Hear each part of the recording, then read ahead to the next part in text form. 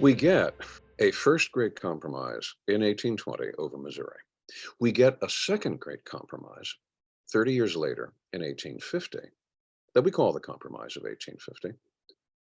If the Louisiana Purchase is the reason why we get the Missouri Compromise, the Mexican War is the reason why we get the Compromise of 1850. We go to war with Mexico over what a lot of people believed were trumped up excuses. Abraham Lincoln is one of them who believes that these are trumped up excuses. He is serving his solitary term as a United States representative during the closing months of the Mexican War. And he's very forthright on the floor of Congress in saying this whole conflict was created out of the imagination of President James Polk to promote his interests politically and the interests of his party politically. A lot of opposition to the war, Mexican War, and I think rightly so. The outcome of the war is successful for the United States, and as a result of that settlement, the remaining third of what is now the American West, Arizona, New Mexico, Nevada, California, all of that which had been part of the Mexican Republic is now annexed to the United States. And the question then immediately pops up again. Well, what about that 36 degrees 30 line that was established back in 1820? Southerners say, wait a minute, we've just acquired an enormous amount of territory below that line. We're not particularly happy with that restriction. We think this should be revisited. And there were Northerners who said, well, we drew that 36 degree 30 line on the assumption that we weren't really leaving very much territory to be organized as slave territory. Now suddenly we've acquired all of this new land from Mexico, and now people are going to jump to it and say, well, we're going to organize that for legalized slavery. Northerners said, we don't think that was originally the intent of the Missouri Compromise. We would like to see some kind of restriction on that. And so the conflict breaks out anew in Congress. It's resolved by another great compromise, one which is originally designed by Henry Clay, but which is implemented by a junior senator from Illinois named Stephen A. Douglas. And the Compromise of 1850 basically says we will set aside aspects of the 1820 Compromise and allow people in the newly acquired Mexican territories to make decisions for themselves on the basis of what Douglas called popular sovereignty. Let the people there decide whether they want to legalize slavery or not. But we'll keep the 36 degree 30 line so that anything of the old Louisiana Purchase has to be organized as free territory.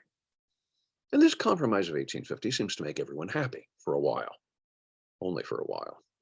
By the time 4 years have passed, Southerners are beginning to agitate against the restraint of that 36 degrees 30 line. And Stephen A. Douglas is sympathetic to it.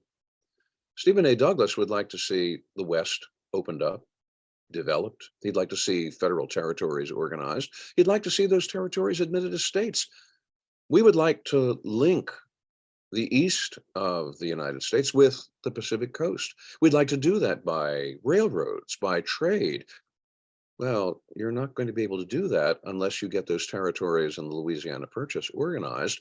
Southern slaveholders are not going to agree to organize them so long as there's a restriction that prevents them from taking slaves there. So in January of 1854, Stephen A. Douglas proposes new legislation to repeal the old 1820 Compromise and allow the popular sovereignty rule to prevail in the Louisiana Purchase territories now. And he will argue and say, well, isn't this the democratic way to do things? Small d. Let the people in the territories themselves decide. We thought that was good for the rule in 1850. Why shouldn't it be the rule of 1854? And so he pushes, he wrestles, he wrangles, he threatens, he stamps, and he finally gets out of Congress the Kansas-Nebraska bill. Kansas-Nebraska bill repeals the Missouri Compromise of 1820. Now all the Louisiana Purchase territories can be organized, depending on whether their settlers want them as free or slave territories. This makes Southerners very happy.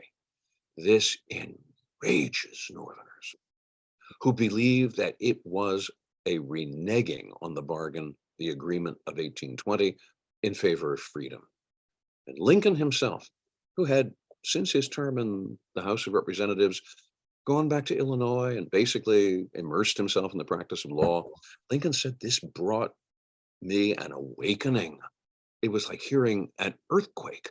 And we rose stunned, but each of us reaching for an instrument, reaching for a scythe, a hammer, a rake, anything to oppose Douglas on the Kansas-Nebraska bill." And that is what brings Abraham Lincoln back into political life. It is what sets off anew the controversy between pro-slavery and anti-slavery, between North and South. And here we get even closer, following that line that will lead us only 7 years later to the American Civil War.